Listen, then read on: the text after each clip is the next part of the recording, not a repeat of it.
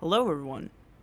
You all probably know me from my recent stream I did with Gibby. Holy crap, I did a stream with Gibby. Oh my god. For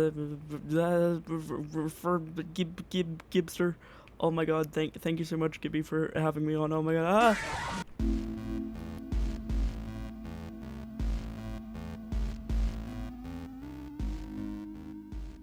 Anyway, I'm gonna be talking about my experience as a disabled FNAF fan. First, a few things. 1. How crippled am I? I have cerebral palsy, which means my muscles no work good. I can't walk long distances, and I'm in constant pain. But that doesn't mean I can't enjoy the funny bear game.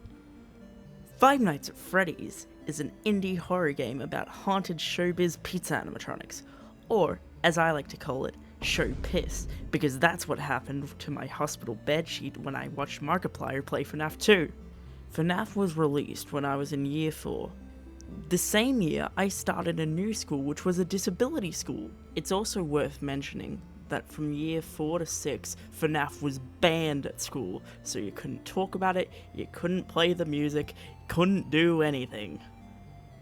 Now for the timeline, a phrase dreaded by every theorist in the community, especially T-Dreads. I hate myself. Anyway, it was late 2014. I discovered FNAF and was like, oh, that's cool. It became my hyperfixation, which was annoying because I was terrified of it. I told my friends at school, but none of them really cared. I remember I'd tell people it was about Frederick Fazbearinton. I remember I had nightmares about Bonnie in a bowling alley, which is funny considering 7 years later, Bonnie Bowl would be a thing. I guess that was Fieldisms. Isn't that right, Gibby? I remember having FNAF 2 on my iPad, but I couldn't really play it too well because the muscles in my fingers would get sore when winding up the music box. So I saw this face a bunch. I then ended up turning it into speedrunning the death minigames. But once, I did manage to get the Save Them minigame, but I couldn't figure out how to make the puppet move on the iPad touchscreen controls and ran out of time. Now for the trauma part. In early 2015, I had a surgery that had some complications that left me in hospital for months. But luckily, I had Frederick Fazbearinton funny game, and by that, I meant videos of people playing it. That and Smosh kept me going. I remember my cousin, who would have been 7 at the time, visiting me in hospital, and I showed him how to make FNAF 2 not scary. Pizza. And I might have traumatized him. For the next couple years, there was no mention of FNAF allowed around my cousin. But come on, I couldn't help it. It's Freddy Fazbear. Later that year, I finally returned back to school with some fresh PTSD, and not being able to feel anything, and sometimes being able to feel too much.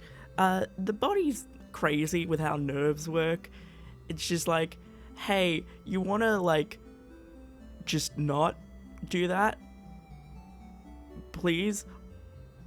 Help me. And also full body nerve damage that will affect me for the rest of my life, and a slowly degenerating body, but that's fine. Anyway, I had severe separation anxiety from my parents, so I was panicking about going on the school camp, but at the same time, I was like, it will be fine. And then I went to the school camp, and at the moment we arrived, I broke down while listening to Marching Onward to Your Nightmare by DA Games. At camp, I have a vivid memory of like just not being too happy with what was going on, because both mentally and physically damaged child. I was like, yo, I'm not going to like whatever you're doing, I'm just gonna go in the woods here and do my thing. And I started to twitch and walk like an animatronic, particularly Springtrap. And then like I was making noises, recreating that one Springtrap audio, or like the help, someone help, please get it off. You know the one. And I then proceeded to give the teachers a heart attack without knowing why. But in retrospect, you see a disabled kid wander off from the group and you find him twitching and groaning in the middle of the woods. Yeah, I understand now.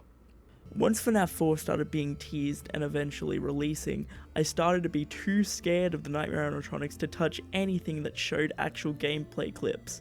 But I still kept up to date with the fandom, fan animations, and yes, even the songs. It's in the background of the video, and this time I'm going to be doing a cover of Nightmare by Nate Wants to Battle. You saw nothing! FNAF World released in 2016, and I was so hyped, because not only did it seem super fun, it meant there was something FNAF related that wasn't scary, that I could play around my cousin. But I couldn't play it as I had no PC, so it meant I just had to wait for the mobile port. I'm still waiting. Later that year, I became a part of the Student Representative Council, which is when the school elects a group of students each year to make all the tough decisions, like, should we change the max age rating for movies from M to PG? Should we stock other drinks in the Coke fridge? And even, what theme should the school disco be? I not only bring this up to brag, but also because I got in trouble once for having FNAF 3 as my laptop background. On my 12th birthday, Sister Location released, and like I said, I didn't have a PC so I couldn't play it, but even if I did, I was in a different state. You're probably wondering what I was doing out of state and if anything else of note happened on my 12th birthday that not only had an impact on me, but impacted pop culture heavily, so much so that a large majority of the internet believe I died of a terminal illness, despite both myself and people involved saying otherwise. Nah, not really. In 2020, when we were all in lockdown, FNAF music was my crutch, because I didn't use a real one at the time. In my late high school years, once in-person class was back, I'd be walking to class from the drop-off spot blasting stuff like Drawn to the Bitter, Darkest Desire, It's Me, Follow Me. When Dark Desire would come on in my headphones, I'd do a little pirouette dance, or at least attempt to. It probably looked hilarious. So I've spoken about being a disabled person and how it's not the best, but there are some perks. I'm not saying I play the system, but a lot of people pity you when you're in a wheelchair. I call it the disability charm. One time in PAX 2023, there was this booth that was doing a spin the wheel, take a photo. You know, if you've been to PAX, you know the gimmick things. But you had a chance of winning tickets to the FNAF movie. And I went in there, I was in my wheelchair because it's a long distance and I get tired, but I still can walk without it. But for long distances and stuff, I need the wheelchair. So I'm in there in my wheelchair, and I go and line up, and I do it a couple times to win, and it's just not my time. It just doesn't happen, I don't win it. And then as I'm leaving, the people run up to me and go, "Oh, here are the tickets, we felt bad." And I was so incredibly grateful. I might have cried, but you can't prove anything. I got to watch the FNAF movie with the only friend from school that actually liked FNAF, and my support worker. It was awesome being in there, day one, seeing, although I was the one who was mainly going the, "Oh my god, it's the thing from the games, oh my god." 2025 has probably been the best year overall from my experience as a FNAF fan. As a disabled person, it's been awful, but you know, you win some, you lose some. I'm just happy for Freddy Fazbear.